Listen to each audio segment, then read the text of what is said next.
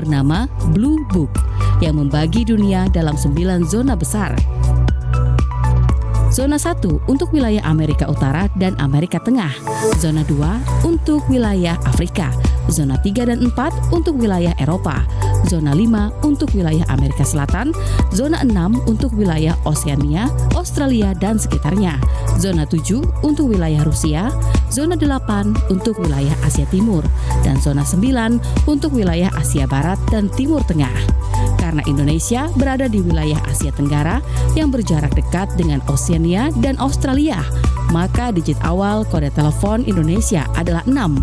Kemudian diikuti angka 2 yang menunjukkan kapasitas jaringan, sedangkan penyematan tanda plus untuk menunjukkan kode negara. Dengan demikian, maka Indonesia memiliki kode telepon negara plus 62.